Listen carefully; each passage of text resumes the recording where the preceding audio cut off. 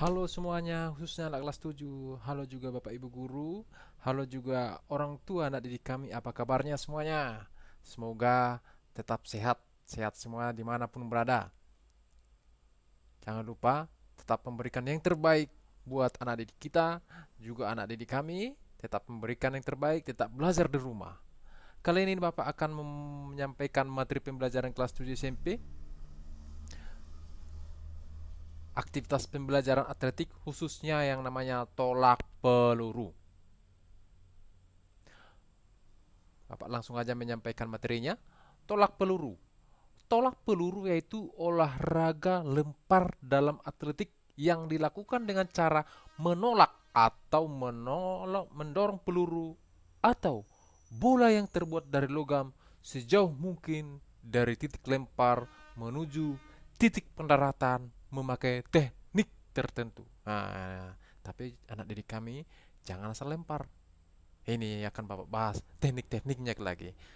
Tolak peluru atau the shot put telah dikenal sejak masa kerajaan Yunani kuno.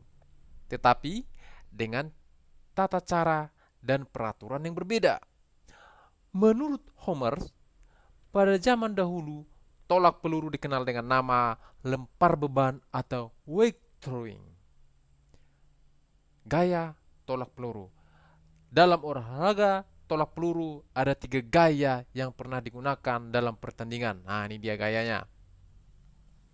Yakni yang pertama, gaya klasik atau samping. Yang kedua, gaya glide atau meluncur. Yang ketiga, gaya spin atau berputar. Ada 3 gaya. Ini akan Bapak jelaskan satu persatu gayanya. Yang pertama, gaya klasik atau samping. Gaya samping atau klasik merupakan gaya tolak peluru yang paling tua dan tidak diketahui penemunya. Pada gaya ini, atlet menggunakan awalan menyamping, yaitu tubuh menghadap ke samping dalam posisi siap sebelum melakukan tolakan. Tidak seperti gaya lainnya, peluru dipegang menggunakan kedua tangan. Tangan kanan menyangga peluru di atas bahu, sedangkan tangan kiri memegang peluru bagian atas. Akan tetapi, pada saat melempar, atlet hanya menggunakan satu tangan. Meskipun tangan di atas dua-dua bukan berarti dua-dua tangannya melemparkan batunya, pelurunya. Bukan seperti itu anak dikam ya. Yang kedua, gaya glide atau meluncur. Gaya meluncur atau glide merupakan gaya tolak peluru yang pertama kali diperkenalkan.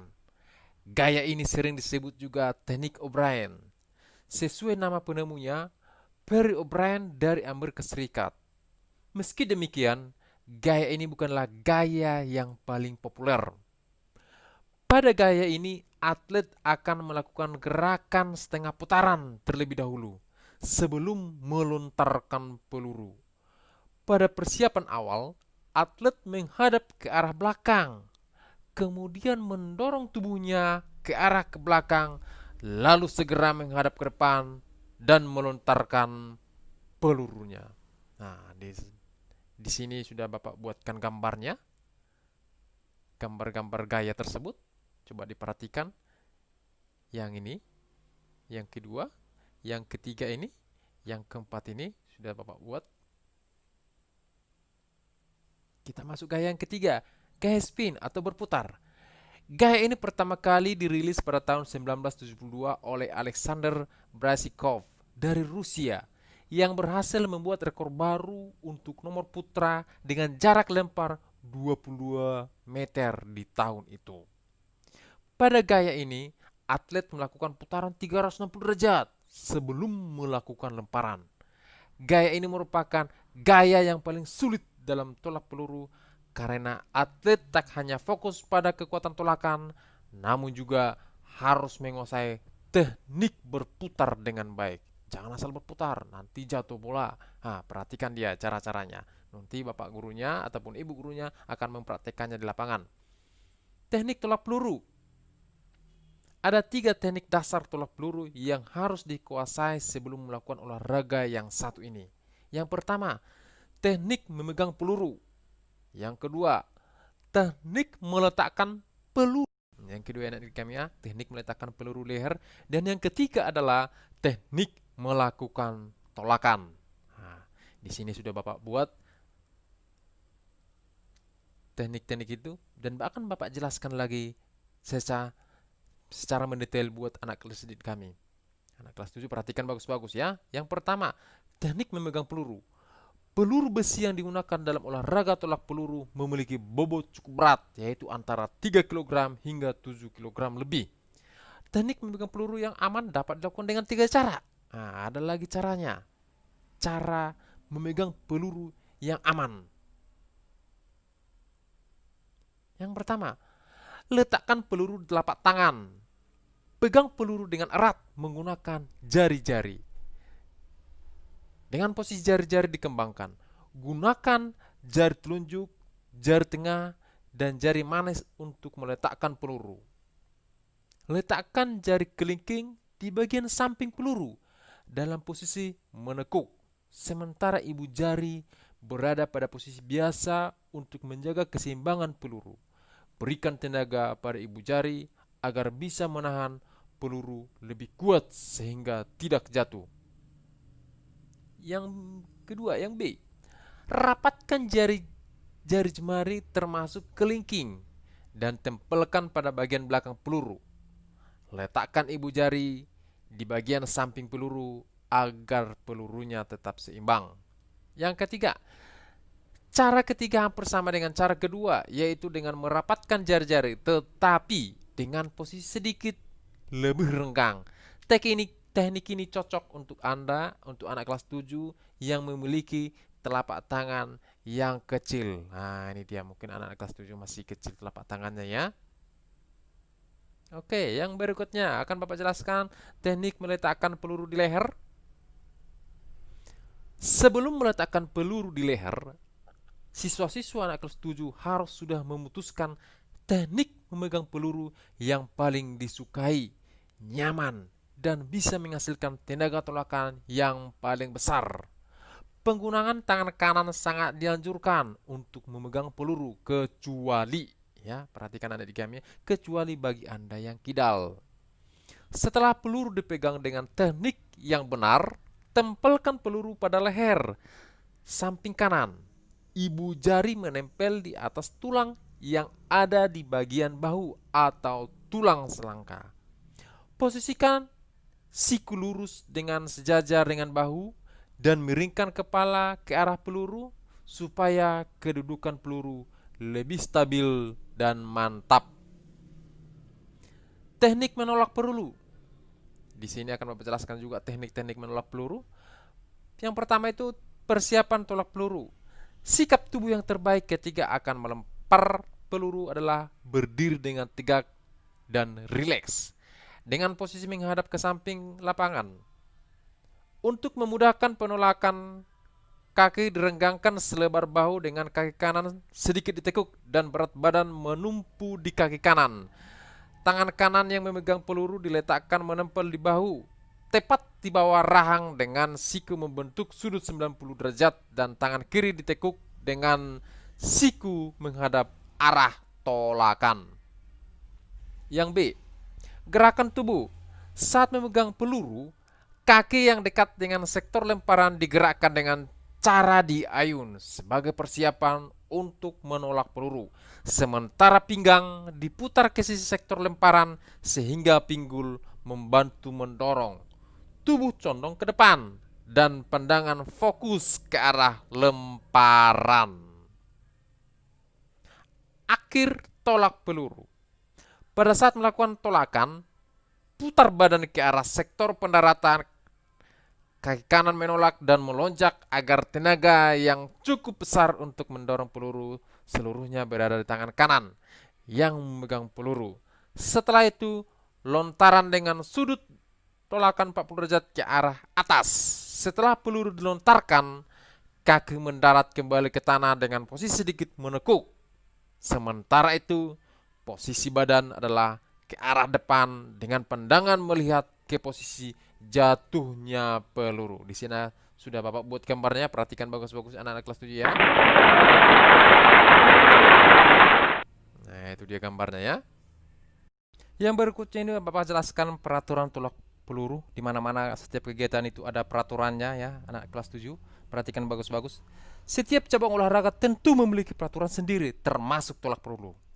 Ada 12 poin peraturan dalam cabang olahraga tolak peluru yang wajib ditaati para atlet. Yang pertama, atlet diperbolehkan memasuki lingkaran tolakan dari arah mana saja. Biasanya para atlet memilih untuk memasuki lingkaran dari samping dan belakang.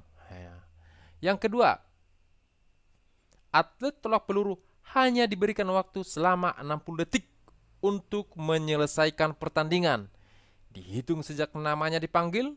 Jika dalam waktu 3 menit belum juga melakukan tolakan, atlet dikenakan diskualifikasi. Nah, ini dia ya. Sudah diskualifikasi.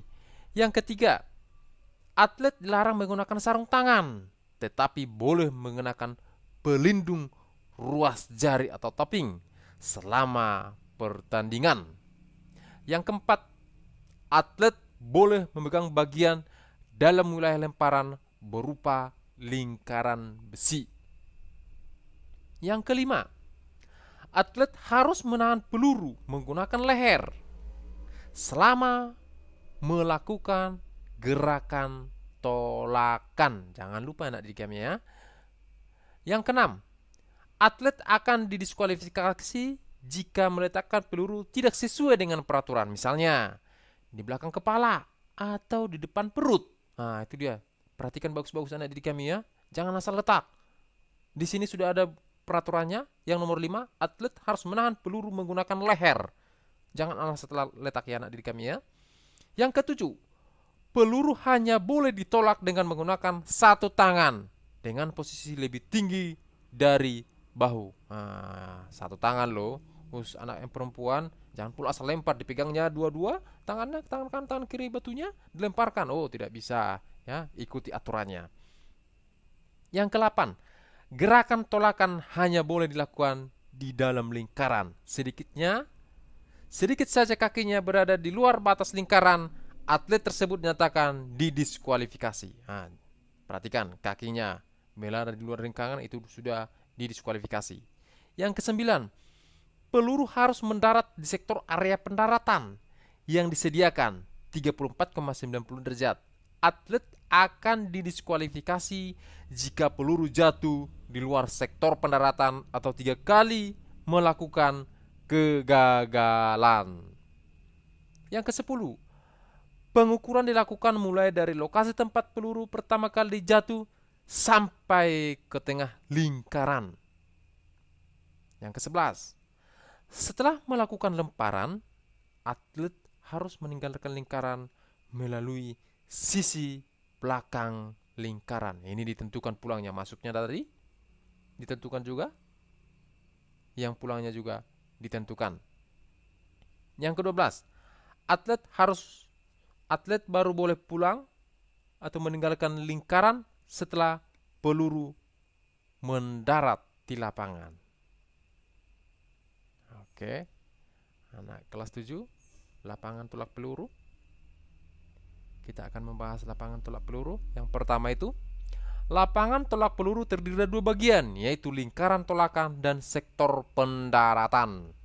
Yang kedua, lingkaran tolakan memiliki diameter 2,235 meter dan dikelilingi ring besi dengan ketebalan 66 mm dan tinggi 2 cm sebagai batas lingkaran.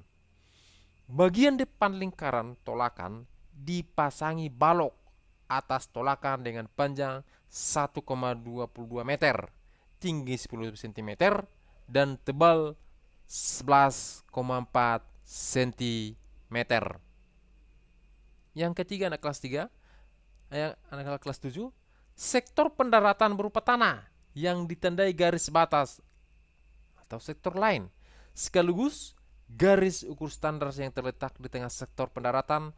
Panjang sektor pendaratan minimal 25 meter dengan sudut 40 derajat.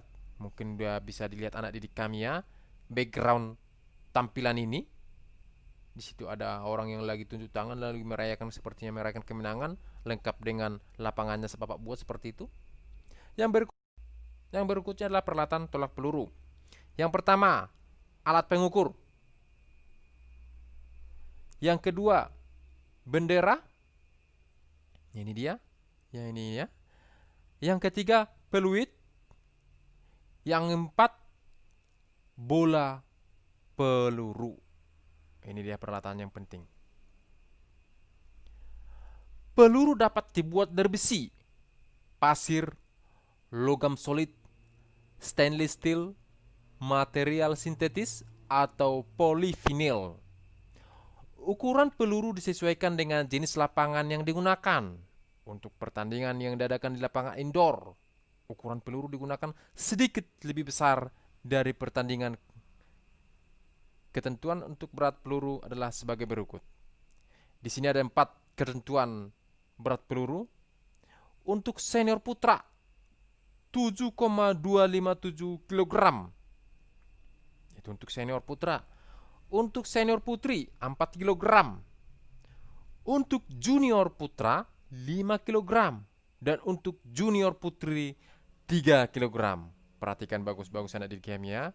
Mungkin untuk anak kelas 7 dipelajari yang 3 kg saja, karena mungkin kelas 7 ini masih muda orangnya, masih muda, tangannya pun masih kecil. Nah, perhatikan bagus-bagus, jangan asal diangkat. Yang penting jangan dipermainkan batunya, nanti salah melempar. Demikianlah pembelajaran kelas 7 khususnya tolak peluru. Semoga video ini bermanfaat buat anak didik kami, buat orang tua anak didik kami, dan buat bapak ibu guru. Siapapun yang menonton video ini, semoga bermanfaat. Sekian dan terima kasih.